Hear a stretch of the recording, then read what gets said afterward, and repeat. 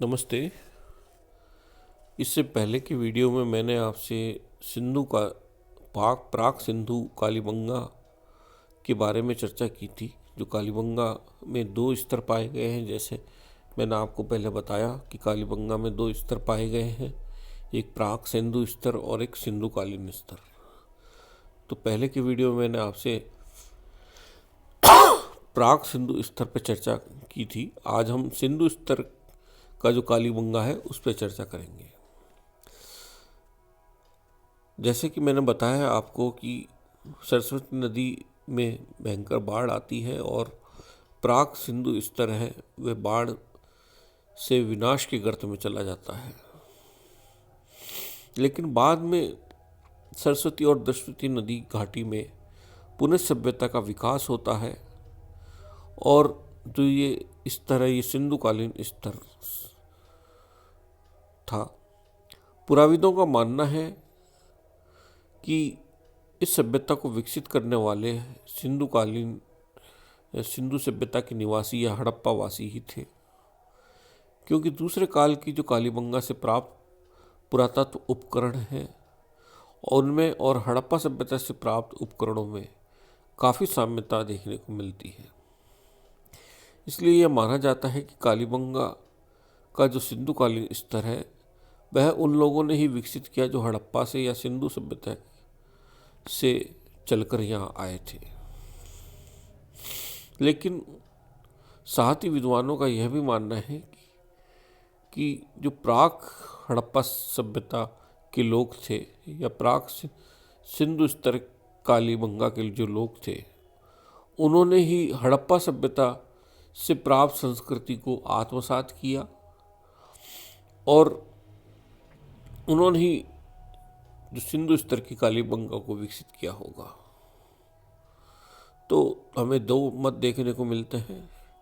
एक मत यह है कि हड़प्पा वासियों ने कालीबंगा को विकसित किया। दूसरा मत ये देखने को मिलता है कि जो प्राक सिंधु स्तर का कालीबंगा था, प्राक सिंधु स्तर का कालीबंगा था, उनके लोगों ने ही हड़प्पा संस्कृति के तत्वों को आत्मसात करके सिंधु स्तर कालीबंगा का विकास किया। अब हड़प्पा युगीन संस्कृति को दो भागों में विभक्त किया जा सकता है।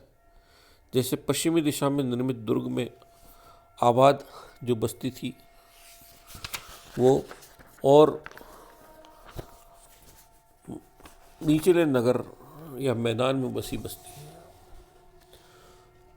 तो कालीबंगा के पश्चिमी दिशा में जो निर्मित गढ़ी या दुर्ग के अवशेष मिले हैं उसमें यह एक ऊंचे टीले पर बनाई गई थी। इस पश्चिमी टीले को कालीबंगा फर्स्ट नाम दिया गया है। यह टीला लगभग 12 मीटर ऊंचा है और समांतर चतुर्भुज आकार में है।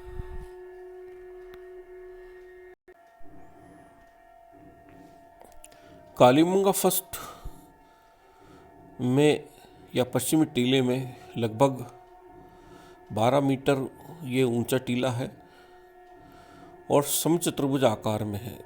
इसकी उत्तर से दक्षिण की लंबाई 250 मीटर और पूर्व से पश्चिम की चौड़ाई 180 मीटर है। इस दुर्ग के नीचे ही हमें प्राक हड़प्पा या प्राक सिंधु स्तर की कालीबंगा के अवशेष पाए गए थे।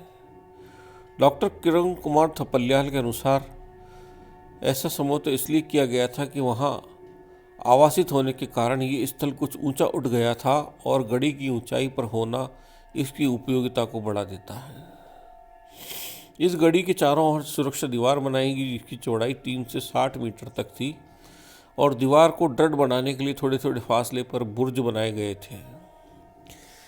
इस दीवार को बनाने के लिए दोनों प्रकालों में अलग अलग प्रकार की ईंटों का प्रयोग किया गया। जैसे प्रथम वास्तु प्रकार में पड़ी ईंटों की लंबाई 40 × 20 × 10 थी, वहीं दूसरे प्रकार में इसकी लंबाई 30 × 15 × 7.5 थी। गढ़ी में प्रवेश के लिए रक्षा प्राचीर में दो दिशाओं में उत्तर व दक्षिण में द्वार बनाए गए। दक्षिणी द्वार के दोनों तरफ आरक्षक कक्ष बने थे। गढ़ी को मध्य से एक लंबी दीवार द्वारा, जो पूर्व से पश्चिम जाती थी, 2 भागों में बांट दिया गया था। अतः गढ़ी को 2 भागों में क्यों बांटा गया, यह कह सकना कठिन है। भीतरी भाग पर लिपाई की गई थी। कालीबंगा के गढ़ी वाले क्षेत्र में दक्षिण में अर्धभाग में 5 या 6 मिट्टी व कच्ची ईंटों से निर्मित चबूतरे पाए गए हैं। कालीबंगा के गढ़ी वाले क्षेत्र में दक्षिण के अर्धभाग में 5 या 6 मिट्टी तथा कच्ची ईंटों से निर्मित चबूतरे पाए गए हैं। इन चबूतरों के बीच में गलियारे जैसी जगह छोड़ी गई है। इन गलियारों का मान एक समान नहीं था। ये चबूतरे रक्षा दीवार का अंग नहीं थे, उससे अलग थे। विद्वानों ने इसे अग्नि वेदिकाएं माना है। चबूतरे ऊंचे नहीं हैं। गलियारों में बनी सीढ़ियों द्वारा इन पे चढ़ा जाता था। बाद के लोगों द्वारा यहाँ की ईंटें उखाड़ ली जा गई। इन चबूतरों के ऊपर निर्मित भवनों की रूपरेखा स्पष्ट नहीं है और जो भी साक्ष्य मिले हैं ये इस तरफ यह बताते हैं कि इनका धार्मिक प्रयोजन था। एक चबूतरे पर एक कुआं व अग्नि वेदिकाएं प्राप्त हुई है। एक अग्नि वेदिका में जो गो जातीय पशुओं तथा मृगशंग के अवशेष मिले हैं। एक अन्य चबूतरे पर कुएं के समीप ही 7 अग्नि वेदिकाएं प्राप्त हुई है। इस प्रकार की अग्नि वेदिकाएं कई मकानों में भी हमें देखने को मिलती है। ये अग्नि वेदिकाएं कालीबंगा के नगर के कई मकानों में भी थी। इन अग्निकुंडों का वास्तविक प्रयोजन क्या था, ये कहना कठिन है। संभवतः इसका संबंध हड़प्पा संस्कृति के लोगों के धार्मिक विश्वासों से रहा होगा। ऐसी अग्नि वेदिकाएं इस काल की पूरी बस्ती में पाई गई हैं और अग्नि वेदिकाओं की आकृति आयताकार कुंडनुमा है। पहले उथला अंडाकार व आयताकार कुंडनुमा गड्ढा खोद लिया जाता था। उसके बीच आयताकार बेलनाकार स्तंभ टिका दिया जाता था और कभी कभी ईंट खड़ी कर दी जाती थी। इन अग्नि वेदिकाओं में जले हुए कोयले पाए गए हैं। इन कुंडों में पक्की मिट्टी के पिंड, टेराकॉट्स केक्स भी पाए गए हैं।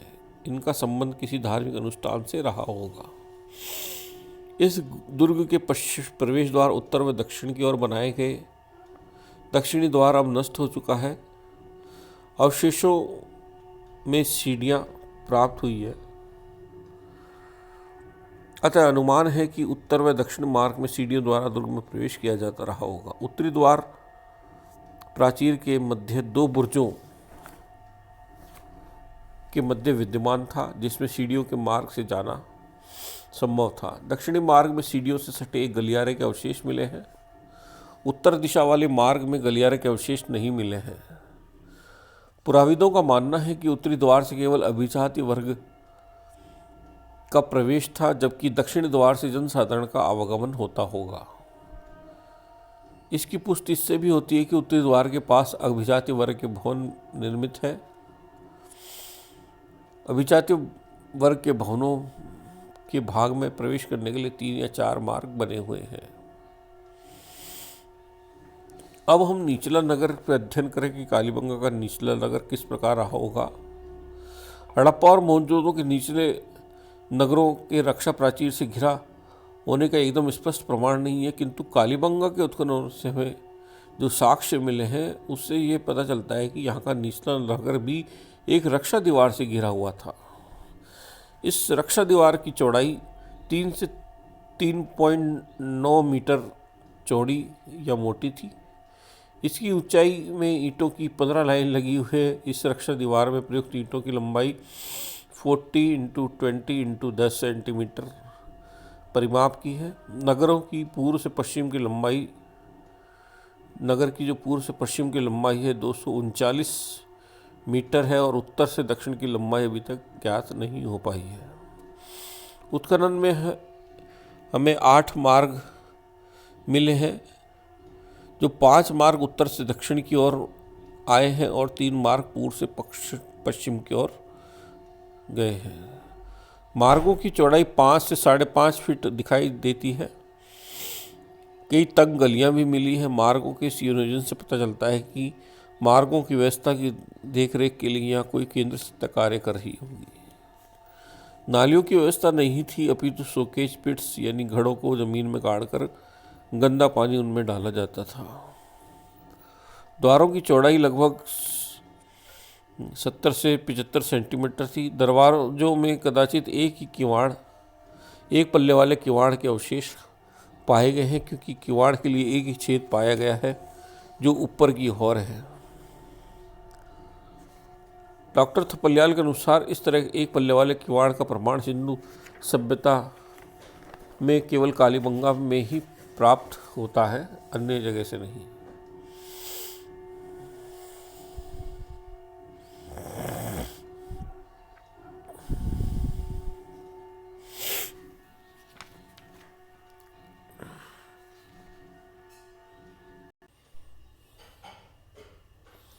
कालीबंगा के घर सभी कच्ची ईंटों के बने हैं, लेकिन मोहनजोदड़ो हड़प्पा में पक्की ईंटों से भवन बनाए जाते थे। फर्श मिट्टी को कूटकर कच्ची ईंटों से बनाया जाता था, वह चिकनी मिट्टी से लेप दिया जाता था, या मिट्टी को कूटकर उसके ऊपर कच्ची ईंटों व पक्की ईंटों के पिंड बिछा दिए जाते थे। यह विधि आज भी कालीबंगा के आसपास के क्षेत्र में प्रचलित है।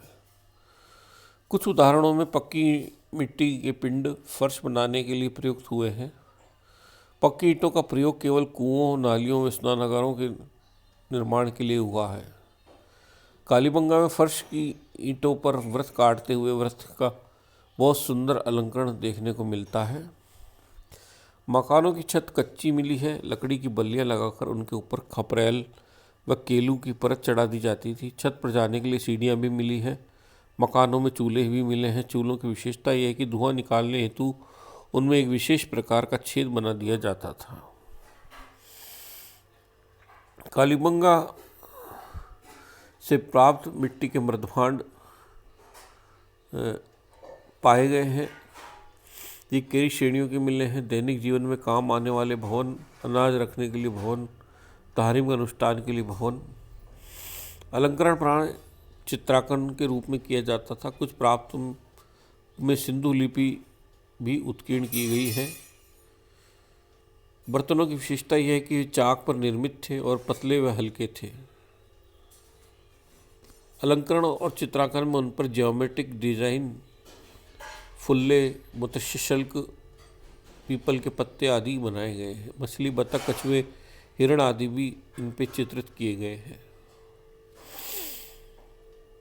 बर्तनों में नैवेद्य पात्र, नुकीली पेंदी के कुल्हड़, छिद्रित मृदभांड, वर्तुलाकार पात्र, छिद्रित शक्कड़, चषक, मृदाकार बर्तन, लंबोदर भांड आदि उल्लेखनीय है। तो कालीबंगा में हमें विभिन्न प्रकार के मृदभांड देखने को मिलते हैं। अन्य जो उपकरण पाए गए हैं उसमें चकमक पत्थर के लंबे फलक, तांबड़े पत्थर, यशब, घिया पत्थर, तांबे के मणि, मिट्टी के निर्मित चूड़ियाँ, कड़े, शंख की चूड़ियाँ, टोटीदार प्यालियाँ, मिट्टी के खिलौने, गाड़ियाँ, चकमक पत्थर से निर्मित तौल के बाट, शतरंज, चौसर की गोटियाँ आदि मरण मूर्तियाँ, जिसमें मानव की, पशुओं की, पक्षियों की मूर्तियाँ प्रमुख हैं, कांचली मिट्टी आदि है। मुद्राएं भी पाई गई हैं। सिंधु सभ्यता से साम्यता रखती हुई कुछ मुद्राएं भी यहाँ पाई गई हैं, जिनमें हमें पौराणिक व पशुओं के चित्र पाए गए हैं। मुद्राएं घिया पत्थर, तांबा व कांचली मिट्टी से निर्मित है। उन पर कुछ लिखा हुआ मिला है, पर इन्हें पढ़ा नहीं जा सका है। यह लिपि भी खरोष्टी की भांति दाएं से बाएं लिखी जाती रही होगी। मृण मूर्तियां पाई गई, जिसमें आक्रामक सांड की मूर्ति उल्लेखनीय है। आक्रामक सांड का गठन इस प्रकार है जिसमें लड़ने का उन्माद उसमें स्पष्ट झलकता है। उसका शरीर तना हुआ है, गर्दन झुकी हुई है। मानव आकृति भी पाई गई है। कुबड़ वाला बैल, भैंस, सूअर, बारहसिंगा, हाथी, ऊंट, गधा आदि के प्रमाण भी हमें मिलते हैं। कुबड़ वाले बैल की हड्डियां भी अधिक मिली है। जिससे पता होता है कि बैल अधिक उपयोगी पशु बन गया था। ऊंट की हड्डियां में हिरण के सींग भी उत्खनन में पाए गए हैं। कालीबंगा से प्राप्त अवशेषों और कालीबंगा के दूर से 300 मीटर की दूरी पर उत्तर पश्चिम में एक कब्रिस्तान मिला है। घग्गर नदी की बाढ़ के समय उसका पानी कब्रिस्तान में आने से कब्रें नष्ट हो गई है। डॉक्टर किरण कुमार थपलियाल के अनुसार कब्रें अलग अलग गहराई पर मिली हैं। कब्रिस्तान का प्रयोग एक लंबी अवधि तक चलता रहा और यहाँ की कब्रें कई कालों की हैं। कालीबंगा में 3 प्रकार के शवाधान पद्धति मिली है। पहला, आयताकार या अंडाकार गड्ढों में शव को सीधा लिटा देना। इस तरह के 15 शव विसर्जन में मिले हैं। दूसरा, गोल व अंडाकार गर्तों में शवाधान करना जिसमें सामग्री तो है पर अस्थि अवशेष नहीं है। तीसरा, आयताकार व गोल गर्तों में मर्दभांड निरपेक्ष, इसमें शव भी नहीं है, सामग्री है। इस तरह के 17 शव विसर्जन मिले हैं। कुल मिलाकर 37 शव विसर्जन के उदाहरण मिले हैं। अर्थात